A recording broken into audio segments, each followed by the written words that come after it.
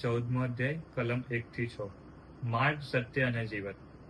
તમારા અંતરને અસ્વસ્થ થવા દેશો નહીં. ઈશ્વર ઉપર શ્રદ્ધા રાખો. મારા ઉપર પણ શ્રદ્ધા રાખો. મારા પિતાના ભંડારના ખંડ ઘણા છે. એમ જો ન હોત તો મેં તમને એ જણાવ્યું હોત ખરું કે હું તમારા માટે જગ્યા તૈયાર કરવા જાઉં છું, અને હું ત્યાં જઈને તમારા માટે જગ્યા તૈયાર કરીશ. એટલે હું પાછો આવીશ અને તમને મારી પાસે લઈ જઈશ, જેથી હું જ્યાં હોઉં ત્યાં તમે પણ હો. અને હું જ્યાં જ્યાં છું ત્યાં તમારા રસ્તાનો તમે જાણો છો. તોમાએ કહ્યું, પ્રભુ, આપ ક્યાં જાઓ છો તે અમને જણાવતા નથી. પછી અમને રસ્તાની ખબર સી રીતે હોય? ઈસુએ કહ્યું, હું જ માર્ગ છું, હું જ સત્ય છું અને હું જ જીવન છું. જે કોઈ પરમપિતા પાસે જાય છે તે મારી મારફતે જ જાય છે. આ પ્રભુની વાણી છે. ઈસુની જય. વાલા ધર્મજનો, ઘણી વખત આપણા મનમાં અને ઘણા લોકોના મનમાં પ્રશ્ન ઉદ્ભવતો હશે, ઈશ્વર કેવા દેખાતા હશે? ઈશ્વર ગુસ્સાવાળા હશે?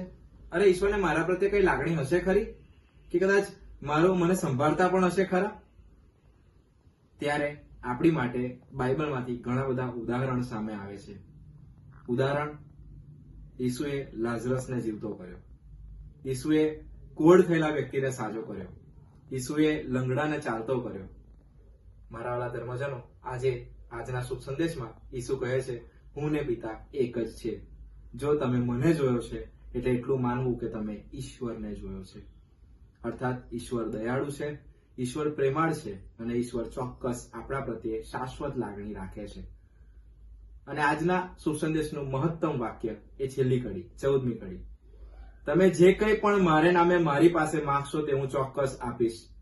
ઘણી બધી વખત આપણી માટે પૈસો કે પછી વ્યક્તિનો સંબંધ ઈશ્વરના પ્રેમ અને ઈશ્વરના સંબંધ કરતા મહત્વનો થઈ જાય છે. કે ઘણી વખત આપણી જે ક્ષણિક શ્રદ્ધા છે એ માત્ર ને માત્ર દુનિયાવી સફળતા પાછળ જતી રહે છે. પણ આજે ઈસુ આપણને ભાન કરાવે છે કે તમારે જે કંઈ પણ વસ્તુ જોઈએ છે મારે નામે જોઈએ છે, મારા ખાતર જોઈએ છે. તમને મેં જીવન આપ્યું છે, મારે માટે આપ્યું છે, મારા કાર્યો માટે આપ્યું છે, તો તમારે મારા નામે માંગવાની જરૂર છે. પ્રભુ, આ જે કંઈ પણ કાર્ય કરું છું એ પ્રભુ તારા નામે થાય તો મને સફળતા મળશે. ચાલો આપણે દરેકે દરેક કાર્યોને પ્રભુના ચરણે અર્પણ કરીએ અને પ્રભુના તરફ આગળ વધીએ. ઈસુની જય.